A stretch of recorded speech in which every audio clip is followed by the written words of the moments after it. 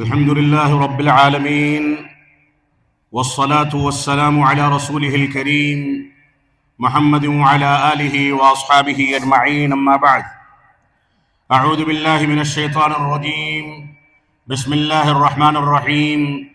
ولتكملوا العدة ولتكبروا الله على ما هداكم. الله أكبر، الله أكبر، لا إله إلا الله، والله أكبر، الله أكبر، ولله الحمد. الله أكبر، الله أكبر، لا إله إلا الله، والله أكبر، الله أكبر، ولله الحمد. محترم سامعین کرام، بزرگان دین، نوجوانان ملت اسلامیہ اور خواتین اسلام، یہ اللہ رب العالمین کا فضل و کرم اور اس کا احسان ہے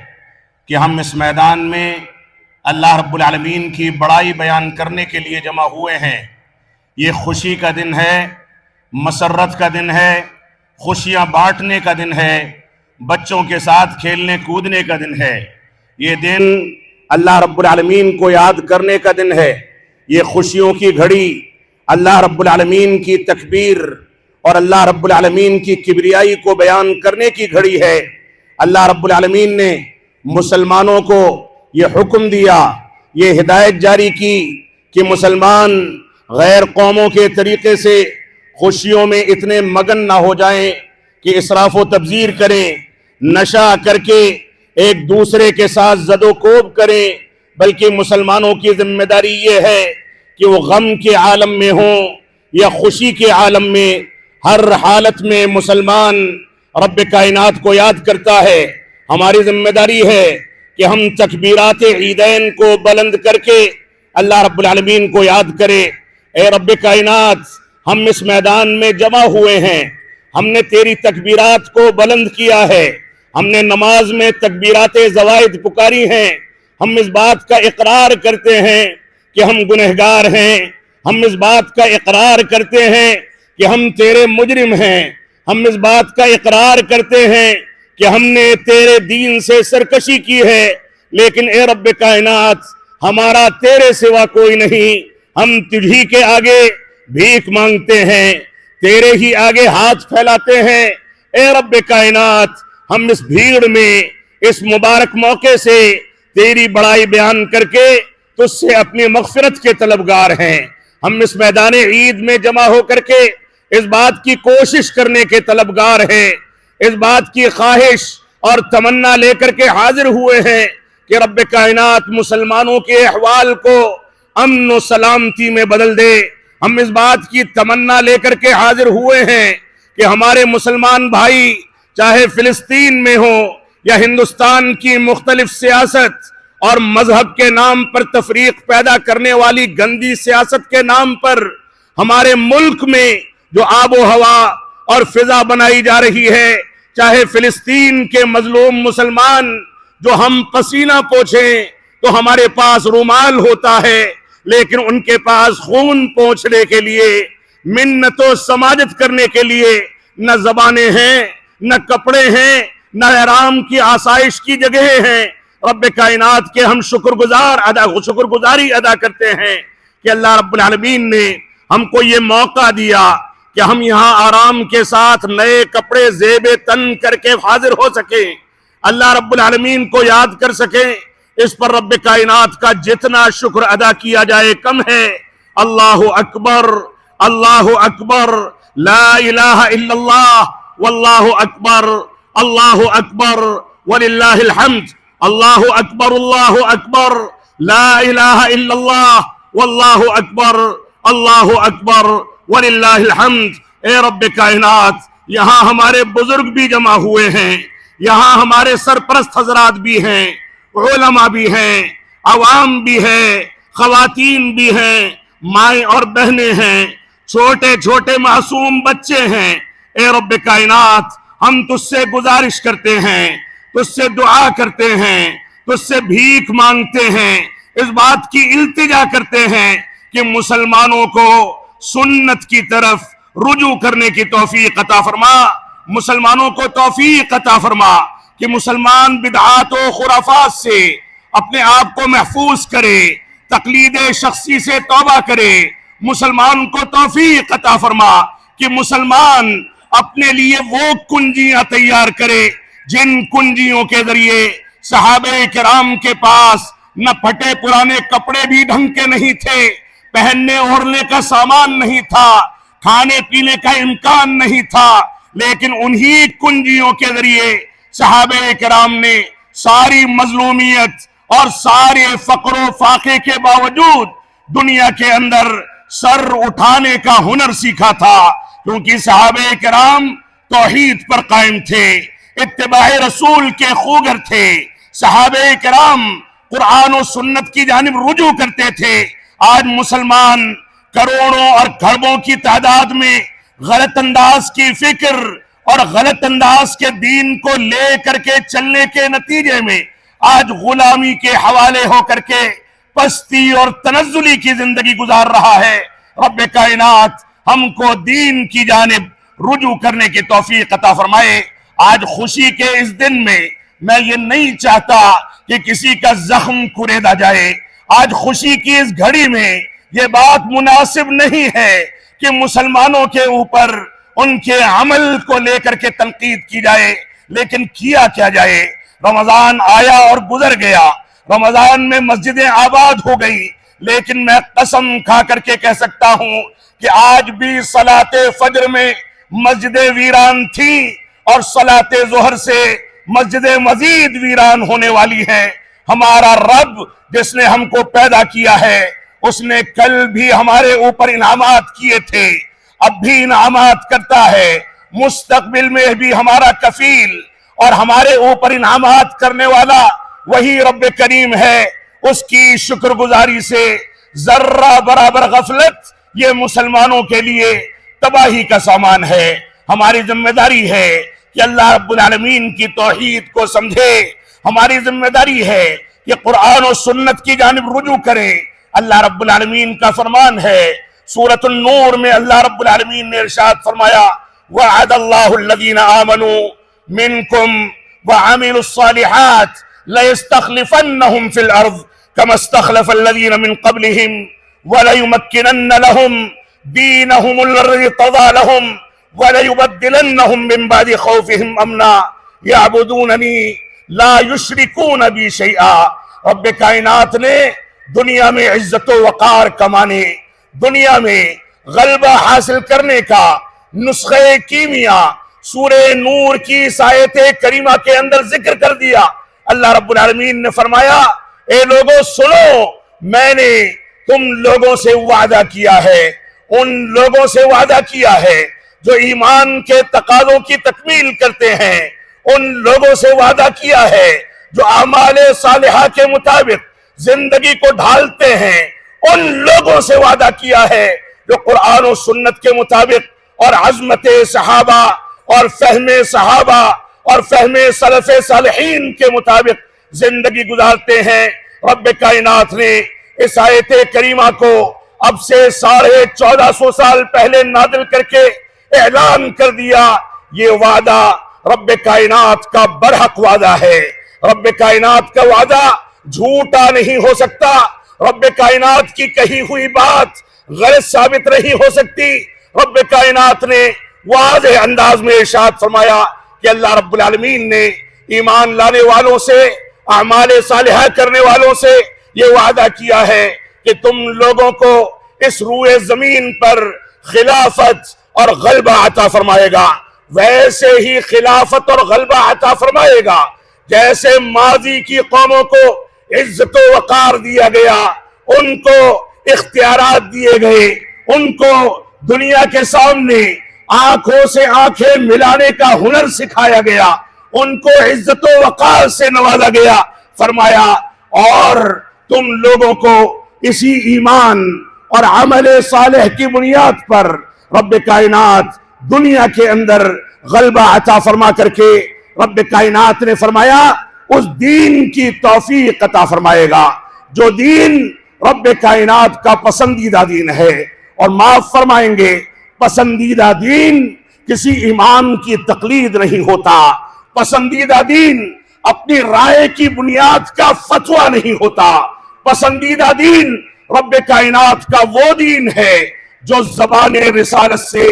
اور صحابہ کرام کی تربیت کے ذریعے ان کے عمل اور ان کے فہم کے نتیجے میں ہم کو حاصل ہوتا ہے۔ اور یہ فہم، یہ دین ائمہ اربعہ کی پیدائش سے بہت پہلے مکمل ہو چکا تھا۔ ہماری ذمہ داری ہے کہ اس دین کی جانب رجوع کریں۔ تو رب کائنات نے فرمایا اپنے پسندیدہ دین کی وہ توفیق عطا فرمائے گا، اور ان کے خوف کو، ان کی بے چینی کو، ان کی بے تابی کو، ان کی مصیبتوں کو، ان کی مشکلات کو رب کائنات امن و سلامتی اور آسانیوں سے بدل دے گا۔ لیکن فرمایا یعبدوننی لا یشرکون بی شیئا، سنو دو بنیادی شرطیں ہیں کہ وہ صرف میری عبادت کرتے ہوں، توحید اور اس کے تقاضوں کے مطابق زندگی گزاریں، صرف میری عبادت کریں، لا یشرکون بی شیئا، اور میرے ساتھ کسی کو شریک نہ ٹھہرائیں۔ یہ دو بنیادی شرطیں دین پر چلنے، دنیا میں غلبہ حاصل کرنے، عزت و وقار کے ساتھ زندگی گزارنے، آنکھوں سے آنکھیں ملا کر کے زندگی کا ہنر سیکھنے کے لیے لازمی اور ضروری ہیں۔ اللہ رب العالمین نے ارشاد فرمایا تھا وَكَانَ حَقًّا عَلَيْنَا نَصْرُ الْمُؤْمِنِينَ، اے لوگوں سنو، ہمارے اوپر لازم ہے، ہم نے اپنے لیے ضروری کر لیا ہے کہ ہم مومنوں کی مدد کریں گے، مومنوں کے نگہبان بنیں گے، مومنوں کا تعاون کریں گے۔ اگر آج ہمارا تعاون اور رب کائنات کی نصرت ہمارے شامل حال نہیں ہے تو گویا ہم حقیقت میں مومن باقی نہیں رہے، مسلمان باقی نہیں رہے۔ ہم نے اسلامی معاملات کے بجائے دنیا داری کو ترجیح دے دی۔ رب کائنات ہم کو قرآن و سنت کی پیروی کرنے کی توفیق عطا فرمائے۔ یہ بھی رب کائنات کا وعدہ ہے۔ رب کائنات نے فرمایا ان اللہ یدافع عن الذین آمنوا، اللہ رب العالمین جو لوگ ایمان لائے ہیں، سچے مومن ہیں، اللہ رب العالمین دشمنوں سے خود نپٹنے والا ہے، ان لوگوں کا تعاون کرنے والا ہے۔ آج کے دور میں اگر ہم اپنی زندگی کا جائزہ لیں اور اس کے نتیجے میں اس بات کا جائزہ لیں کہ ہم جن احوال سے گزر رہے ہیں ان کا سبب کیا ہے، تو ایسی صورت میں ابن ماجہ کی دو روایتوں کا خلاصہ آپ کے سامنے پیش کرنا چاہتا ہوں۔ عبداللہ بن عمر رضی اللہ تعالیٰ عنہما فرماتے ہیں اقبل علینا رسول اللہ صلی اللہ علیہ وسلم، اللہ کے نبی صلی اللہ علیہ وسلم ہمارے سامنے آئے، ہمارا مواجہہ کیا، ہم کو نصیحتیں کی، اور اس کے بعد فرمایا یا معشر المہاجرین، اے مہاجر لوگوں سنو، خمس اذا ابتلیتم بہن واعوذ باللہ ان تدرکوہن، 5 ایسی چیزیں ہیں اگر تم کو لاحق ہو جائیں گی تو اس کے نتیجے میں رب کائنات تم کو اپنے مختلف عذابوں میں مبتلا کر کے تباہی کی طرف دھکیل دے گا۔ رسول اکرم صلی اللہ علیہ وسلم رحمت للعالمین تھے، آپ امت کے لیے مہربان تھے، آپ نے فوراً دعا فرمائی وَأَعُوذُ بِاللَّهِ أَن تُدْرِكُوهُنَّ، میں دعا کرتا ہوں، میں پناہ مانگتا ہوں رب کائنات سے کہ کہیں ان میں سے کوئی چیز تم کو لاحق نہ ہو جائے۔ پہلی چیز فرمایا جب کسی قوم میں اعلانیہ طور پر فحش کاری کو انجام دینے کا طریقہ شروع ہو جاتا ہے، ہماری بچیاں بے پردہ نکلے، باریک لباس پہنے، اسلامی حجاب کا کوئی تصور نہ پایا جائے، باہر نکل کر کے اجنبی لڑکوں سے بات چیت کی جائے، بے تکلف ہوں، ویڈیو کال اور رات بھر موبائل فون کے فتنے میں ہماری بچیوں کو اجنبی لڑکوں کے جھانسے میں پھنسنے کا موقع ملتا رہے، ہماری بچیاں دین کو چھوڑ کر کے مرتد ہو کر کے دوسری اقوام کے لڑکوں کے ساتھ بھاگ کر کے شادیاں کریں۔ اللہ کے نبی صلی اللہ علیہ وسلم نے بہت پہلے فرما دیا تھا کہ جب کسی قوم میں اعلانیہ طور پر فحش کاری پھیلنے لگتی ہے، تو رب کائنات ان میں تعاون یعنی وبائی بیماریاں، اور ابھی ہم کرونا کے دور سے گزرے ہیں، ہمارے کتنے نوجوان، کتنے بچے، کتنے بزرگ اسی کرونا میں مبتلا ہو کر کے اس دنیا سے رخصت ہو گئے، یہ بھی اسی کا نتیجہ تھا۔ تو فرمایا جب فحش کاری اعلانیہ طور پر کی جاتی ہے تو ان میں وبائی بیماریاں اور ایسی بیماریاں پھیلا دی جاتی ہیں جو بیماریاں اس سے پہلے ان کے اوپر نازل نہیں ہوئی ہیں۔ دوسری چیز، جب ناپ تول میں کمی کی جاتی ہے، ناپ تول میں کمی کرنے کا شاخسانہ، اور یہ عمل آپ نکل جائیں بازاروں میں، باٹ کے پلڑے کے نیچے آپ کو پتھر بدھے ہوئے مل جائیں گے، ناپ تول میں کانٹا لگانے والے، کاروبار میں بے ایمانی کرنے والے جتنے لوگ مسلمانوں میں پائے جاتے ہیں اتنے شاید غیروں میں نہ پائے جائیں۔ فرمایا جب ناپ تول میں کمی کی جائے گی تو قحط سالی کے ذریعے، معاشی تنگی کے ذریعے اور حکمرانوں کی زیادتی کے ذریعے تم کو عذاب میں مبتلا کر دیا جائے گا۔ تیسری چیز فرمائی، جب مال کی زکوٰۃ ادا نہیں کی جائے گی، مال نصاب کو پہنچ جائے گا، اس کے باوجود زکوٰۃ ادا نہیں کی جائے گی، جس جرم میں ہم میں کی اکثریت مبتلا ہے، تو فرمایا جب مال کی زکوٰۃ ادا نہ کی جائے تو اللہ رب العالمین آسمان سے بارش کو روک دیتا ہے۔ اللہ کے نبی صلی اللہ علیہ وسلم نے فرمایا کہ اگر یہ چوپائے اور جانور نہ ہوتے تو ایک قطرہ بھی آسمان سے نازل نہ کیا جاتا۔ یہ زکوٰۃ ادا کرنا آج ساری دنیا کو پانی کے بارے میں جو چیلنجز لاحق ہیں، اللہ کی قسم اگر زکوٰۃ ادا کی جانے لگے تو دنیا اس چیلنج سے باہر نکل سکتی ہے۔ اللہ کے نبی صلی اللہ علیہ وسلم نے چوتھی چیز کا تذکرہ کیا، فرمایا جب لوگ اللہ اور اس کے رسول کے عہد و پیمان کو توڑنے لگیں گے تو اللہ رب العالمین ان کے اوپر ان کے دشمنوں کو مسلط کر دے گا۔ جو دشمن آ کر کے ان کی جائیدادوں پر غاصبانہ قبضہ کریں گے، ان کے مال و دولت کو چھین لیں گے۔ اللہ اور اس کے رسول کا عہد و پیمان کیا ہے؟ بعض علماء کہتے ہیں یہ عہد و پیمان دوسری قوموں کے حقوق ادا کرنے کے ضمن میں بھی ہمارے اوپر واجب کیا گیا۔ اللہ اور اس کے رسول کا عہد و پیمان یہ ہے کہ ہم توحید کے تقاضوں کے مطابق چلیں، عہد و پیمان یہ ہے کہ سنت رسول کا حق ادا کیا جائے، عہد و پیمان یہ ہے کہ صحابہ کرام کی عظمت اور ان کے مقام کو سمجھا جائے، عہد و پیمان یہ ہے کہ توحید کے ساتھ کھلواڑ کرنے والوں سے برات کا اعلان کیا جائے، اتباع رسول کی خلاف ورزی کرنے والوں سے دوری اختیار کی جائے۔ عہد و پیمان یہ ہے کہ صحابہ کرام کی توہین اور تنقیص کرنے والوں سے انسان عداوت اور برات کا اعلان کرے۔ عہد و پیمان جب توڑے جاتے ہیں تو ایسی صورت میں دشمنوں کو مسلط کر دیا جاتا ہے۔ آج وقف بل کے نام سے مسلمان جس آزمائش کے دور سے گزر رہا ہے یہ یقیناً تکلیف کا معاملہ ہے۔ ہم ملک کے ذمہ داران سے اپیل کرتے ہیں کہ اس میں انصاف سے کام لیا جائے، کیونکہ ناانصافی ہمیشہ غلط نتائج نکالتی ہے، لیکن ہماری ذمہ داری یہ بھی ہے کہ ہم عہد و پیمان کو پورا کریں۔ عہد و پیمان کو توڑنے اور اس کے تقاضوں سے دوری اختیار کرنے کے نتیجے میں آج ہمارے اوپر ہمارے دشمنوں کو ایسا مسلط کیا گیا ہے کہ مسلمانوں نے جن جائیدادوں کو وقف کیا تھا ان پر غاصبانہ نظریں ڈالنے کی سعی کی جا رہی ہے۔ رب کائنات ہم کو رجوع کرنے کی توفیق عطا فرمائے۔ پانچویں چیز، رسول اکرم صلی اللہ علیہ وسلم نے فرمایا جب حکمرانوں میں اللہ اور اس کے رسول کی کتاب کے مطابق فیصلے کرنے کی روش ختم ہو جاتی ہے، وہ اس سے دوری اختیار کر لیتے ہیں تو اللہ رب العالمین ان میں پھوٹ ڈال دیتا ہے، اختلاف و انتشار ہوتا ہے۔ آج مسلمان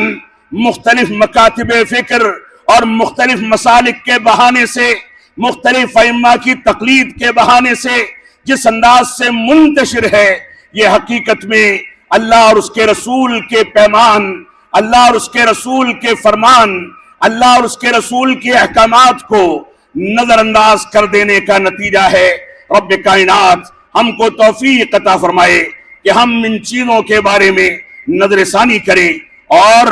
ابن ماجہ ہی کی ایک دوسری صحیح روایت ہے، علامہ البانی رحمت اللہ علیہ نے صحیح قرار دیا، اس میں فرمایا اللہ کے نبی صلی اللہ علیہ وسلم نے ان قریب ایسا دور آنے والا ہے کہ تم لوگ شراب پیو گے، شراب کے نام بدل بدل کر کے اس کو استعمال کرو گے، ایسے ہی گانے بجانے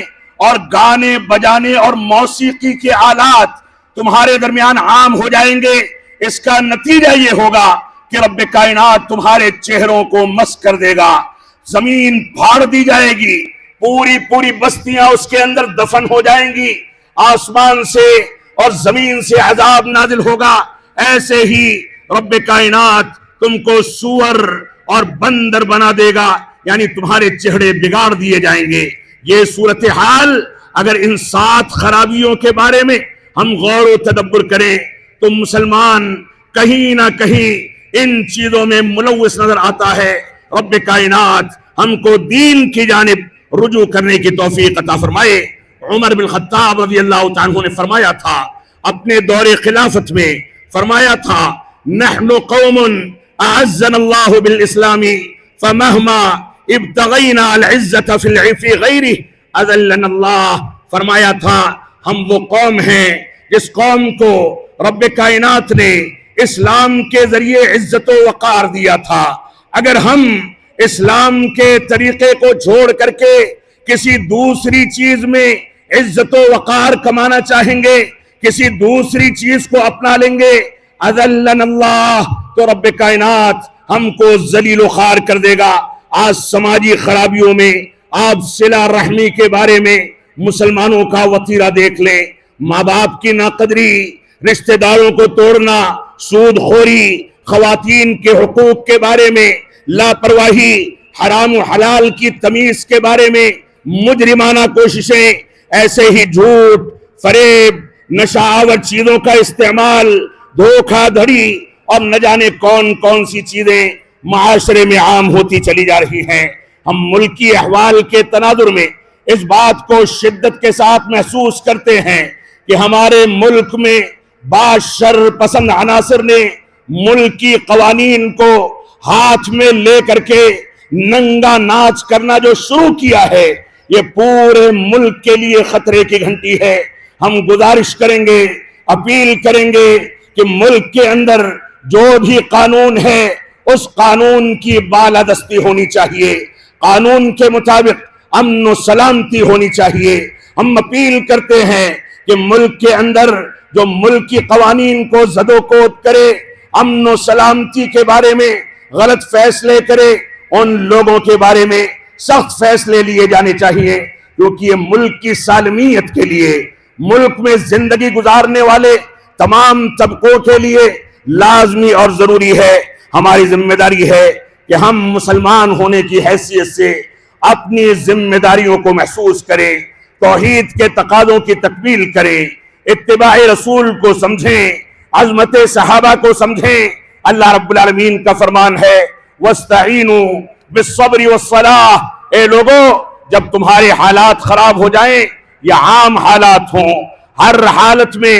رب کائنات کی مدد نماز اور صبر کے ذریعے اختیار کی جائے۔ آج مسلمانوں کی ذمہ داری اس سے کہیں زیادہ یہ بنتی ہے کہ وہ نکل کر کے سڑکوں پر بھیڑ لگائیں، اس سے کہیں زیادہ ان کی ذمہ داری یہ ہے کہ وہ مسجدوں کے اندر بھیڑ لگا کر کے رب کائنات کے سامنے روئیں، گڑ گڑائیں، اللہ رب العالمین کو یاد کریں، اللہ رب العالمین کی توحید کے درس کو سمجھیں، علماء کی جانب رجوع کریں، علماء کے مقام کو سمجھیں، قرآن و سنت کی عظمت کو سمجھیں، صحابہ کرام کے مقام کو سمجھیں۔ یہ ہماری بنیادی ذمہ داری ہے۔ ہم صف اول کے ہر دور میں شہسوار رہے، تاریخ اسلام کو اٹھا کر کے دیکھ لیں، ہر دور میں مسلمانوں کو نشانہ بنانے کی کوششیں کی گئی اور مسلمان دشمنان اسلام کے بالمقابل صف اول کا شہسوار رہا، لیکن آج مسلمان اس میں ناکام اس لیے ہے کہ صف اول کے جو اوصاف ہونے چاہیے، صف اول میں باقی رہنے کے لیے جو صفتیں ہونی چاہیے، مسلمانوں کے یہاں وہ معدوم ہیں۔ لہذا مسلمان اپنی گریبان میں جھانکے، اپنے اوپر نظر ثانی کرے، قرآن و سنت کی جانب رجوع کرے، توحید کا سبق پڑھے، اتباع رسول کے مطابق زندگی کو ڈھالے، عظمت صحابہ کو سمجھے۔ آج مسلمانوں کی صفوں میں صحابہ کرام کی تنقیص و توہین کرنے والے،